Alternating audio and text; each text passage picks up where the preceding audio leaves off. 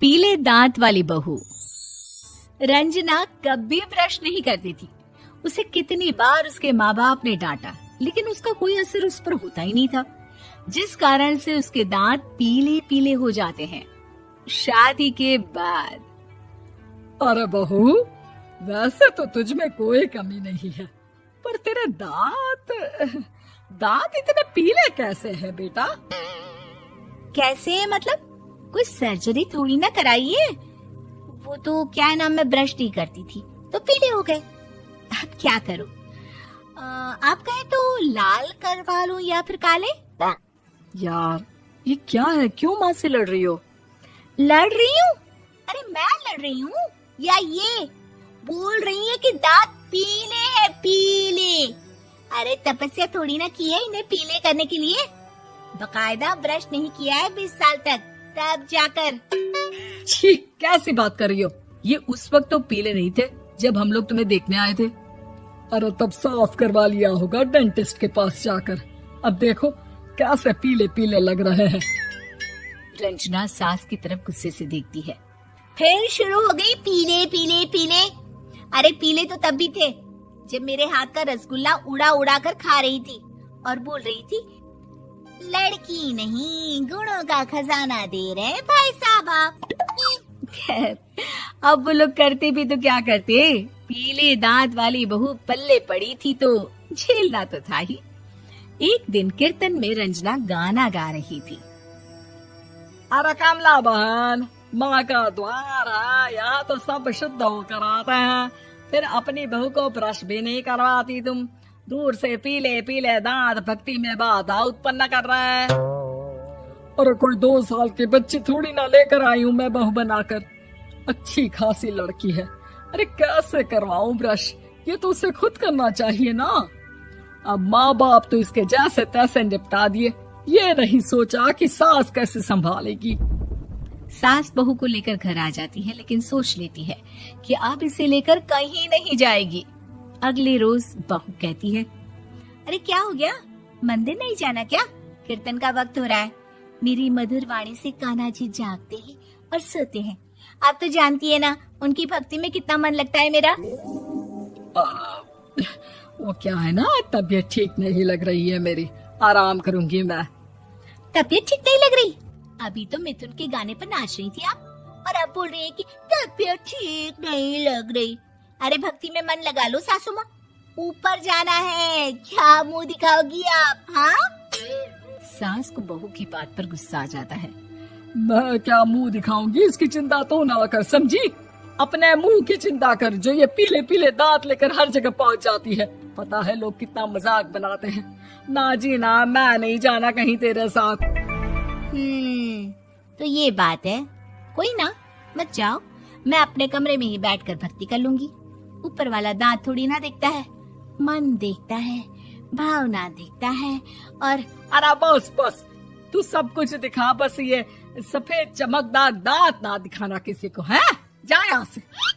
बहू को सास की बात का कोई फर्क नहीं पड़ता, वो तो जैसी थी वैसी ही रह जाती है। सुबह नहाकर किचन में खाना बनाना, फिर खाना खाना, कीर्तन भजन करना और सो जाना। एक दिन, माँ जी मैं सहेली के घर जा रही हूँ, शाम को लेट आऊंगी।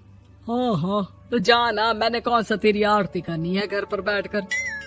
रंजना सहेली के घर जाती है, जहाँ वो पार्टी में जाने की तैयारी कर रही होती है। अरे शिखा, कहाँ जाने की तैयारी कर रही है? मैं गलत वक्त पर आ गई क्या? अरे नहीं यार, उल्टा सही वक्त पर आ गया। मैंने ये साड़ी और ज्वेलरी निकाली है यार, शाम को इनके ऑफिस की एक पार्टी में जाना है। बताना कैसा लग रहा है ये सब? नहीं यार, इस ड्रेस के साथ तो वो वाली ज्वेलरी अच्छी लगेगी। हाँ हाँ सही बोल रही है, मैंने ध्यान ही नहीं दिया। वैसे तो हमेशा से मस्त फैशन सेंस रखती है। तो बड़ा जाती होगी ना पति के साथ पार्टी में। रंजना कुछ नहीं बोलती, बस सोचती है कि यार काश ये बात सही हो जाती, पर मैं क्यों नहीं जाती पार्टी में? क्या इन लोगों की कोई पार्टी होती नहीं होगी? रंजना घर आती है और रात में पति से सवाल करती है, एक बात बताइए, आप मुझे किसी पार्टी में क्यों नहीं ले जाते? क्या आपकी यहाँ ऑफिस में पार्टी नहीं होती? पति बेचारा क्या कहता कि दांत पीले हैं तुम्हारे इसलिए। अरे कोई पार्टी होती नहीं हम लोगों के ऑफिस में, तो कहाँ से लेकर जाऊं? और मार्केट, मॉल, कहीं वीकेंड घूमना, कहीं तो। अरे यार, सारे हफ्ते में एक छुट्टी मिलती है, तो सोचता हूँ कि आराम ही कर लूं। क्यों? रंजना मन मार के रह जाती है। पहले कभी सास के साथ मंदिर जाया करती थी, लेकिन वो भी सास ने ले जाना बंद कर दिया। घर बैठी बैठी रंजना बोर हो जाती है। तभी उसे आइडिया आता है और वो मायके जाने का सोचती है। सासू माँ, 2 दिनों के लिए मम्मी के घर जा रही हूँ। अच्छा अच्छा, ठीक है, आराम से जा। और हाँ, माँ से कुछ अच्छी आदत सीख कर आना कि कैसे शरीर के हर भाग की तरह दांतों की सफाई भी जरूरी होती है, समझी? शुरू हो गई ना आप। वो लोग आपकी तरह नहीं है कि छोटी छोटी बात का बतंगड़ बना दे। उन लोगों के लिए मैं मायने रखती हूँ, ना कि मेरे पीले पीले दांत। रंजना माँ को बिना बताए उन लोगों को सरप्राइज देती है, लेकिन जैसे ही वो दरवाजे पर पहुंचती है, अंदर देखती है कि घर वाले कहीं जा रहे होते हैं। अब माँ, काश रंजना दीदी के दांतों वाली प्रॉब्लम नहीं होती, तो वो भी हम लोगों के साथ चलती ना बुआ जी की बेटी की शादी में। हाँ बेटा, लेकिन अब उसे कौन समझाए कि उसको उसके पीले दांत नहीं दिखते, लेकिन उसके आसपास के लोगों को कितना एम्बैरेसिंग फील कराते हैं। मुझे तो कितनी बार उसके स्कूल की टीचर ने शिकायत की कि उसके साथ कोई लड़की बैठना भी नहीं चाहती, और ना ही कॉलेज में कोई उससे बात करना चाहता था। लेकिन पता नहीं क्यों उसे ये बात समझ में ही नहीं आती। कोई कमी नहीं है उस लड़की में, बस यही कि दांत पीले हैं। वो तो भला हो जीजा जी और उनकी माँ का, जो दीदी को जैसी है वैसे ही रखा हुआ है। रंजना को अपने घर वालों की बात सुनकर बहुत दुख होता है।